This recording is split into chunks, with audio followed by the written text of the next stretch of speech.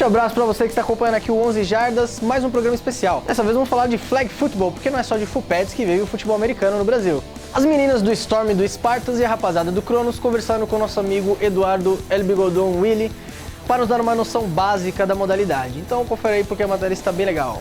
E um forte abraço.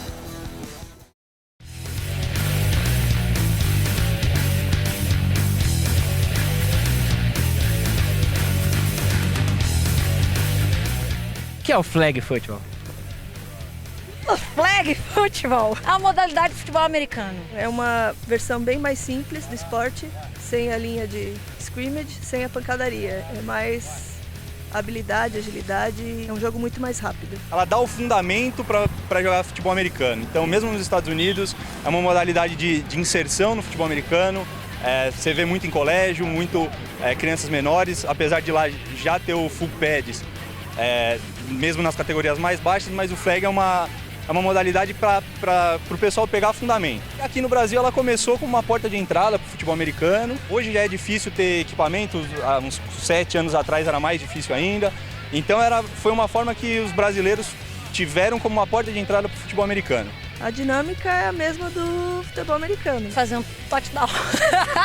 Assim como o futebol americano, o objetivo é a conquista de território. Então as regras são basicamente as mesmas. A gente tem 4 tentativas para alcançar o meio do campo e depois mais 4 tentativas para marcar o touchdown. E é conquistar o território adversário até chegar na zona de pontuação, que é end zone, e marcar o touchdown ou fazendo um field goal. Quais são os equipamentos necessários para a prática do flag? Boa vontade, correr bastante. É a bola, bola oval, famosa bola oval. O protetor bucal, que você fica lindona com ele. Campo legal, gramado, decente, se possível. O que está em falta no Brasil. Como equipamentos obrigatórios, a gente precisa da chuteira, que ajuda bastante, e basicamente precisa só do cinto de flag, que basicamente substitui todo o outro equipamento que a gente vê no full pads, que é capacete, shoulder pad, os protetores de coxa, porque no flag a gente não tem o contato, a gente não tem o tackle, que é a derrubada. Então no flag a jogada ela para no momento que se puxa a flag. Dessa forma é o único equipamento necessário, o contato é reduzido, a jogada para quando puxa a flag, então o mais importante é o cinto com as 2 flags. Existem, na verdade, várias modalidades de flag. O flag que a gente tem jogado no Brasil é a modalidade que a IFAF reconhece, que é a Federação Internacional, que é o flag 5 contra 5. Então em campo são 5 jogadoras do ataque contra 5 jogadoras da defesa. Hoje no Brasil a gente joga o flag 5x5 e o flag 8x8. Existe alguma diferença de regras entre o flag masculino e o feminino? Não. Assim, para São Paulo a gente tem o feminino mais um 5x5, não tem campeonato 8x8 feminino. Então pensando em 5x5 a regra é a mesma tanto para o masculino quanto para o feminino. A única coisa que muda é o tamanho da bola. O masculino joga com a bola oficial adulta e o feminino joga com a bola juvenil. No masculino tem homem, no feminino tem mulher. O tempo de jogo são 2 tempos de 20 minutos, um intervalo de 2 minutos entre os tempos. O 5x5 ele não tem tantas paralisações, teoricamente ele só para no 2 minutes, né? Então, mas geralmente um jogo demora por volta de uns 50 minutos, 1 hora. 1 hora, é uma vida, 1 hora.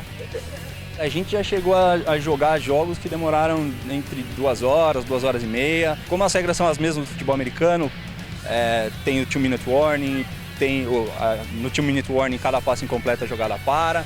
Então tem as paralisações de praxe e pode chegar a ser um jogo bem longo, em torno de 2 horas. Qual o tamanho de um campo de flag?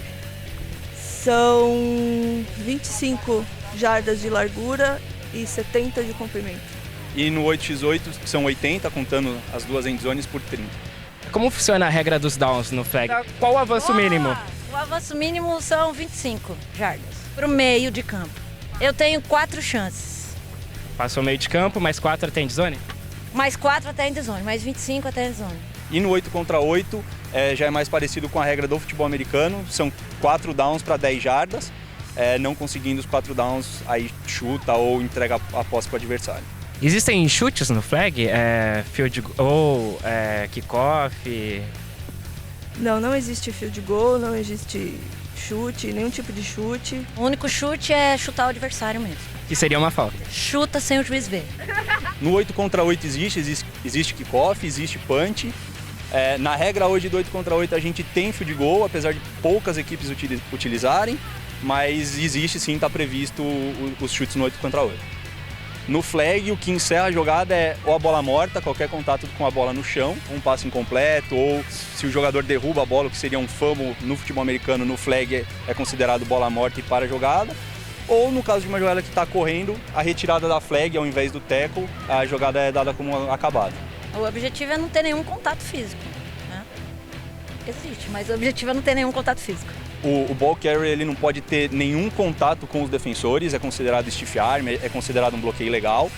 Então o ball carrier ele não pode ter nenhum tipo de contato com o defensor que está vindo tirar a flag dele. Não pode dar tapa, não pode dar stiff arm, esses contatos não são permitidos. No 5x5 não existe bloqueio, o bloqueio do 5x5 é você ficar parado. Quando alguém do seu time recebe a bola e está com a posse de bola, todos os outros jogadores devem parar no local e ficar. Se você, porventura, parar na frente de um defensor e atrapalhar ele ali, você está parado. Você tem o direito de lugar e você pode ficar ali. Contatos permitidos que a gente tem no flag são os bloqueios na linha, então, da mesma forma, mão espalmada na região do peito. Os bloqueios de bump, cornerback e wide receiver são permitidos também. Então, as grandes diferenças são nos contatos com e do ball carrier. Quais são as formas de se pontuar no flag e quantos pontos vale cada uma? Mesma coisa do futebol americano, touchdown, que vale 6 pontos. Você pode escolher marcar uma jogada extra de 1 ponto, que é da linha de 5 jardas, ou você faz uma jogada da linha de 12 jardas, que vale 2 pontos, ou safety de 2 pontos. No 8x8 também touchdown, valendo 6 pontos, a conversão de 1 ou de 2 e o field goal, que existe também valendo 1 ponto. Tô aqui com o Dan Miller, ele que é head coach do São Paulo Storm, do time do Full Pad masculino e do time também do flag, da seleção brasileira. Então, Dan, ninguém melhor que você para responder aí. Qual a importância do flag football para quem pretende ir pro Full Pad? Acho que o flag football é importante por diversas razões. Assim, você pode ser uma ferramenta de aprendizado, pode ser uma ferramenta de recreação. Para as crianças que estão começando, dá para aprender muito fundamento de futebol americano.